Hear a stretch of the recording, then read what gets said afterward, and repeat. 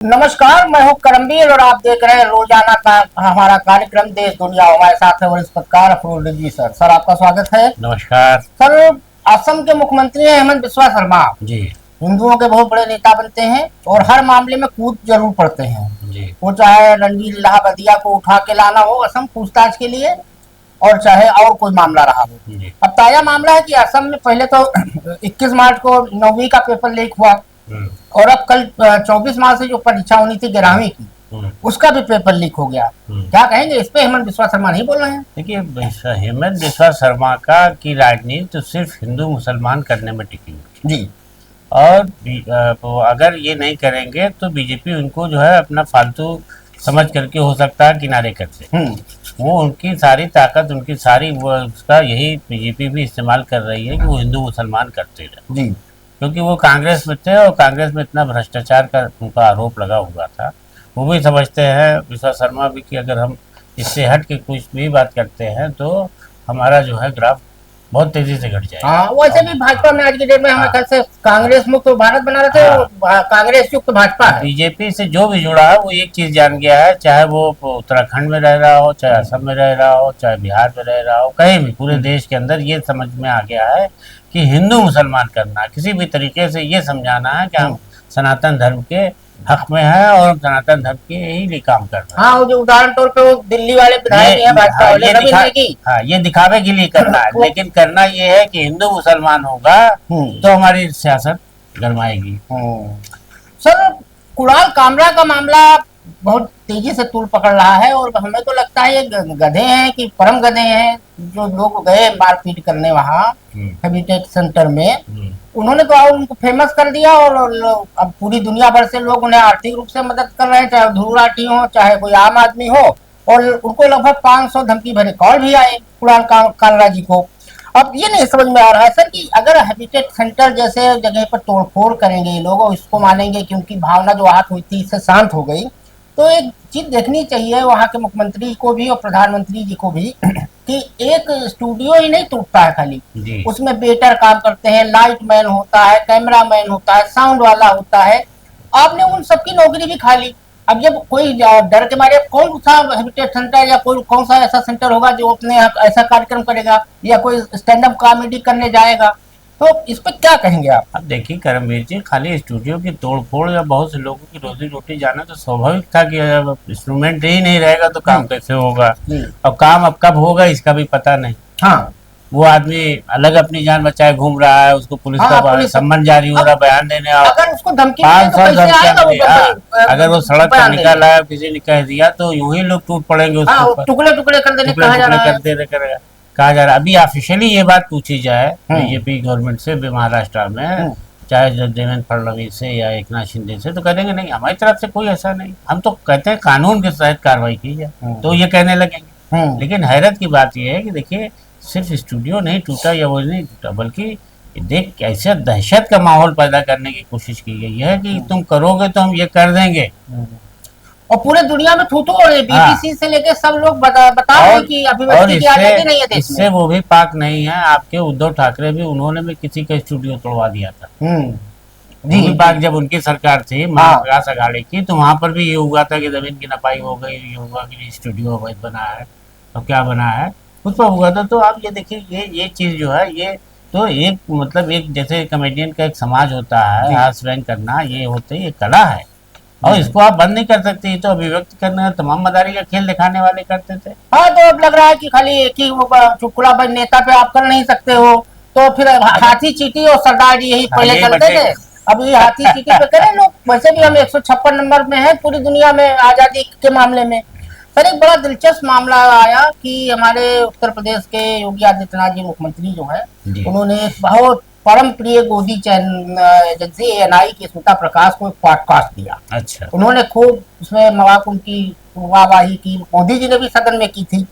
अब कांग्रेस के प्रदेश अध्यक्ष है अजय राय, उन्होंने एक प्रेस कॉन्फ्रेंस की, उन्होंने दावा किया कि 25 लाख रुपया जो मुआवजा देने सरकार ने कहा था, जो अगर सरकार की ही मान ले 30 लोग मरे थे, मरे तो ज्यादा होंगे। हाँ, दो जगह आंकड़ा अगर 30 है तो 30 ही तो 25 लाख का दावा था और 5 लाख, किसी को 2.5 लाख मिला। आपके जौनपुर के ही का ही एक मामला है, और वहां पे जौनपुर में एक है राजभर, विनय राजभर, उनकी दादी गई थी 70 साल की और उनकी चाची गई थी, वो 37 साल की थी। वो मृत्यु प्रमाण पत्र लेके गए वहां प्रयागराज। तो विजय किरण आनंद ने कहा कि भाई सबको पैसा दे दिया गया है और कुछ मामले हैं जिनका समस्या का समाधान कर दिया जाएगा।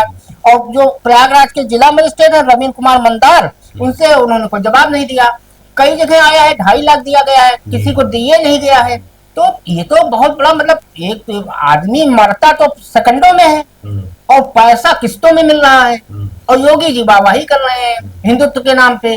तो ये तो बहुत महापाप है। एक योगी संत जैसा व्यक्ति हमारा मुख्यमंत्री है, वह 25 लाख देने कहे थे, 5 लाख। और वहां दिल्ली में देखिए सर, जो रेलवे हादसा हुआ था, रातों रात 10-10 लाख दे दिए गए थे, जबकि भारत का कानून नहीं कहता कि इतनी रात में इतना पैसा आया कहां से सरकार के पास, और आप एक साथ इतना पैसा रख नहीं सकते हो। क्या कहेंगे सर? अब सर देखिए, ये तो अजीब व गरीब बात है कि पहले महाकुंभ की बड़ी प्रशंसा की गई और उस पर लोगों ने कहा भी कि हाँ इतना बड़ा महाकुंभ हुआ है, लेकिन उसमें जो कमियां गड़बड़ियां हैं उसको बीजेपी के लीडर सुनने को तैयार नहीं। लोकसभा में जब प्रधानमंत्री बोल रहे थे तो आपको याद होगा कि खड़गे जी ने भी जो है कुछ अपनी बात रखने की कोशिश की थी, तो उनको मना कर रोक दिया गया था, जिसमें उन्होंने कहा था कि वो राहुल गांधी का बयान था कि मोदी जी जो लोग मरे हैं या उनके प्रति आपने कोई संवेदना नहीं व्यक्त की अभी तक, अपने पूरे भाषण में सिवाय तारीफ के, और ना वहाँ आए युवाओं के रोजगार की बात आपने कही। तो आज जो ये लिपापोती हो रही है, अब अफसोस की नाक बात है कि उस वक्त तो आपने कहा कि हम 25-25 लाख देंगे, अब आप कह रहे हैं कि वो किसी को 2.5 लाख सुनने में आ रहा है, किसी को 5 लाख सुनने में आ रहा है, और लोगों से ये कहा जा रहा है कि बाकी रकम अगर कोई सवाल कर ले रहा है कि आपने तो 25 लाख कहा था, तो बाकी पैसे के लिए वो किस्तों में मिलेंगे, देखा जाएगा। तो कोई सही जवाब नहीं दे रहा है, मिलेगा भी किस्तों में, तो लिपापोती हो रही है। लगता है कि इसके फंड में भी बहुत बड़ा कोई घोटाला। योगी जी ने सर कहा था कि इस महाकुंभ से 1 लाख रुपए की आमदनी हुई, मतलब तो आपको अगर 25 लाख रुपया देने में इतना जहमत है तो 1 लाख रुपया जो कमाए हो प्रभु उसी में से दे दो। 1 लाख करोड़ है, और 1 लाख करोड़ आपने कमाया, और आप मौत तो सेकंडों में वो किस्तों में मिल रहा है। मौत की कोई वो कीमत होती है? कोई ऐसे ही जान अपने देने आएगा आपके यहाँ? ये सही है कि अंधभक्ति या उसको कहो कि जोश हो कि साहब हम जान चली जाए लेकिन स्नान करने जरूर जाएंगे, इतनी बड़ी भीड़ को बुलाया गया, हालांकि उसमें तमाम होशियार लोग नहीं गए, संघ के उसके मुखिया नहीं गए, मोहन भागवत जी नहीं गए, मोहन भागवत जी नहीं गए, और तमाम लोग नहीं गए जो भी वैसे थे। वो जान रहे थे कि भीड़ में हम कैसे चले पाएंगे, लेकिन छोटे घर के लोग जो है जरूर गए। लेकिन बहरहाल बहुत अफसोसनाक है, इस हादसे में मरे हुए लोगों को सही मुआवजा मिलना चाहिए, अपनी सरकार को घोषणा के मुताबिक इसको पूरा करना चाहिए, नहीं तो ये फिर कहा जाएगा कि ये मृतकों के साथ भी धोखा होगा, उनके परिवार के साथ धोखा किया गया। सर ये जस्टिस यशवंत वर्मा का मामला थमने का नाम नहीं ले रहा है। अब एक नया मामला इंडियन एक्सप्रेस ने खुलासा किया कि चूंकि लुटियंस जोन में उनका बंगला है, वहां से चंद मिनटों की दूरी पे तुगलक रोड थाना है और पुलिस मुख्यालय भी है। तो इंडियन एक्सप्रेस के मुताबिक रात में ही 5 पुलिस वाले गए थे घटना के बाद, जब मतलब वहां पे फायर ब्रिगेड चली गई तो उनके पीए ने कहा ठीक है इतनी टाइम सब आग बुझ गई है, अब आप लोग सुबह आइएगा। फिर सुबह एडिशनल डीसीपी गए तो उनको टरका लिया गया, नहीं ठीक है बाद में आइएगा जब जज साहब आ जाएंगे। अब जब वो उन्होंने अपनी डायरी जो उन्होंने एंट्री की तो 15 मार्च को सुबह 8 बजे गए थे एडिशनल डीसीपी साहब, तो उन्होंने जो डायरी अपनी डेली की मेंटेन की तो उसमें लिखा, तब जाकर ये बात पहुंची पुलिस कमिश्नरेट तक। फिर पुलिस कमिश्नर ने अपने उच्च अधिकारी यानी कि गृह विभाग को बताया, फिर गृह विभाग के बाद उन्होंने वहां के चीफ जस्टिस डी के उपाध्याय जी को बताया। तो ये कुल मिला के क्या लगता है, इसमें 40 सीआरपीएफ के जो जवान है उनकी भी डिटेल मांगी गई है, और इस जांच कमेटी ने मांगा है कि 2024 से अब तक जो जो लोग थे उनके साथ सुरक्षा में उनका पूरा डिटेल दिया जाए। क्या कहेंगे, ये साजिश है कि क्या है? और एक नया ये कोई बहुत बड़ा षड्यंत्र है, कोई बहुत बड़ा खेल है जो हो सकता है कि आगे चल के खुले, लेकिन फिलहाल इस सिलसिले में 14 मार्च का वाकया है ये, और आज 25 हो गई। 25 मार्च तक ये 14 दिन निकल गए और सरकार एकदम चुप्पी साधे है। यशवंत वर्मा भी एकदम गोल बातें कह के पता है कितना रुपया था, बोरिया वो कहाँ गई, और FIR तो करा सकते अब थे। इसमें जांच के नाम पर भी मैंने सुना कि रिटायर्ड पुलिस ऑफिसर कह रहा था कि सिर्फ 5 पुलिसकर्मी गए, जहाँ DIG रैंक के आदमी को जाना चाहिए था। हाँ, हाई DIG, कोर्ट का हाँ, मामला था। हाई प्रोफाइल का मामला था, और ये आप वहां पर DIG की बजाय एक दीवान, एक दरोगा और 3 सिपाही भेज रहे हैं, और इंक्वायरी अफसर भी उन्हीं को बना रहे हैं। उन्होंने कहा DIG लेवल से कम इसमें IPS अफसर का तो मस्ट है होना, और वहां पर ऐसा कुछ नहीं है। तो ये ले दे करके कहीं ना कहीं कोई बहुत बड़ा खेल है जो उसको दबाने की कोशिश की जा रही है, और सरकार की चुप्पी से और यशवंत वर्मा की भी चुप्पी से लोगों में तरह तरह के सवाल। और जगदीप धनखड़ साहब इस पे बहुत एक्टिव दिख रहे हैं, और नेता पक्ष और नेता प्रतिपक्ष को बुला के मीटिंग कर रहे हैं। वो असल में कुल मिला के लग रहा है एनजैक को फिर से लाने का, नेशनल जुडिशरी एक्ट तो 2014-15 में लाए थे, और उसको सुप्रीम कोर्ट ने पलट दिया था। कहीं ऐसा तो नहीं लग रहा है कि जैसे रणवीर इलाहाबादिया और जज वर्मा में एक कनेक्शन मिलता है, रणवीर इलाहाबादिया वाले मामले के बाद ये डेटा एक्ट लेके आने लगे। अब हो सकता है कि इसी बहाने कहें कि भाई देखो ऐसा कॉलेजियम में भ्रष्टाचार है, एनजैक के ही माध्यम से नियुक्ति हो, क्या लग रहा है? क्योंकि भाजपा मौका बहुत तलाशती है। नहीं नहीं, आप बहुत सही कह रहे हैं कि भारतीय जनता पार्टी की सरकार जब से आई है तब से जुडिशरी में जी ऐसा दखल शुरू हुआ है कि लोगों को, जजेस को ये लगने लगा कि अब हम जो है वो कठपुतली बन के रह जाए। तो जो ईमानदार अच्छे जज से है वो ये चयन करने लगे कि किसी भी हालत में हमें अब इस चीज को नहीं होने देना है, कॉलेजियम ही चलेगा। तो कॉलेजियम से हट करके सरकार चाह रही थी, जबकि किरण रिजिजू जो कानून मंत्री बने थे तो उन्होंने तमाम बातें कह दी कि जजेज अब सियासत करने लगे हैं, जजेज अब ये करने लगे हैं, और वो एंजॉय कर रहे हैं, वो न्याय के मामले में उनका जो है कोई बहुत ही वैसी गंभीर नहीं रहते। तो इस तरीके की बातें करके ऐसा लगने लगा था कि अब सरकार का पूरा दखल हो गया। एक सर मामला आया है हमारे योगी के, अक्सर कहते हैं बटोगे तो कटोगे। अब नंद किशोर गुर्जर लोनी वाले जो विधायक थे, तो उन्होंने क्या किया था कि वहां का जो थानेदार था लोनी थाने का, फरेंद मलिक, जब वो यात्रा निकाल रहे थे अपनी कलश यात्रा, तो उसका साथ गला वाला पकड़ लिया था। अब वहाँ जाट वर्सेस गुज्जर हो गया है। अब जाट महासभा उनके खिलाफ आंदोलन कर रही है, कह रही है इनको माफी मांगे, नहीं तो इनको सबक सिखाया जाएगा, मुकदमा दर्ज किया जाए इनके खिलाफ। क्या कहेंगे? तो बाबा की बात नहीं सुन रहे, हिंदू ही नहीं सुन रहा है। ये तो वही बात हो गई कि अभी तक जो है मुसलमानों को दिखाया जा रहा है संभल में इधर उधर कि ये झगड़ालू हैं, लड़ाकू हैं। तो अब ये एक विधायक ने जो अपना ललकार दिया है सूबे की सरकार को कि इतनी भ्रष्ट है, ये है वो, मामूली सी शोभा यात्रा को रोका गया था, दरोगा ने रोक दिया था।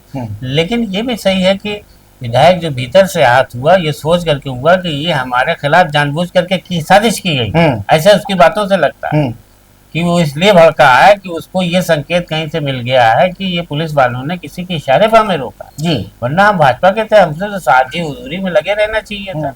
तो अब ये कि उसी यानी उन्हीं लोगों की तरफ से जिन्होंने इशारे पर वो हरेंद्र मलिक जो है इनको रोक रहे थे, अब वो जाट भी कूद पड़े। अब उन्हीं के लोगों ने जाट महासभा शुरू कर दी कि हमारे अब वो नया मौलूद हमारे समाज के अधिकारी को तुम गला दबा के मार, तो जाट वर्सेस गुज्जर हो गया। वो सब जाट वर्सेस गुज्जर। सर एक मामला अभी पिछले दिनों इलाहाबाद हाई कोर्ट में हुआ था। एक जस्टिस मिश्रा थे, उन्होंने एक टिप्पणी की थी कि बेस पकड़ना रेप नहीं है। अरे उस पे सुप्रीम कोर्ट ने स्वतः संज्ञान लिया, जस्टिस BR गवई और जस्टिस मसीह की पीठ ने, और उस पर सुनवाई भी हो रही है। क्या कहेंगे? उसमें उत्तर प्रदेश सरकार को, केंद्र सरकार को नोटिस जारी किया गया। अगर सुप्रीम कोर्ट इसमें खामोश रह जाता, इंटरवीन न करता, तो ये मान लिया जाता कि जज जो है स्तन छूना या नाड़ा तोड़ना लड़की के साथ रेप की कोशिश नहीं मान रहे हैं, ये बात कहना बहुत ही अफसोसनाक था। जिस दिन ये खबर आई है सामने, मैंने देखा, तो मैंने भी आपसे बातचीत में ये बात कही कि ये बात समझ में नहीं आती कि ये काबिल जज को ये बात भी नहीं समझ में आ रही है कि वो किसी लड़की को छू देना भी गलत नियत से, वो भी मतलब लड़की नाबालिग लड़की थी, जुवेनाइल में आती है, उसको तो पास्को एक्ट भी लगना चाहिए। लेकिन बहरहाल ये बहुत शर्मनाक है, और जो अभी सुप्रीम कोर्ट ने लिया है, इससे इस बात को बल मिलेगा कि कोर्ट में इस तरह के जो भी जजेस हैं या न्यायिक अधिकारी हैं या जो भी हैं लोअर कोर्ट पे, इस तरह के कभी भी बयान देने से अब परहेज करें। क्योंकि बहुत किसी लड़की के साथ हुई वाकई को आप कह देंगे कि आपका किसी ने स्तन छू लिया, आपका नाड़ा तोड़ दिया, तो ये आपके खिलाफ कुछ नहीं है। ये बहुत अफसोसनाक है और सुप्रीम कोर्ट की इसमें तारीफ की जानी चाहिए और सुप्रीम कोर्ट को इस पर सख्त एक्शन लेते हुए जो भी सरकार से जवाब आता है या राज्य सरकार की तरफ से या केंद्र सरकार की तरफ से, तो उस पर उसको एक्शन लेना चाहिए। तो आज के लिए इतना ही। आपके कोई सुझाव हो तो जरूर कमेंट बॉक्स में लिखिए। धन्यवाद। नमस्कार।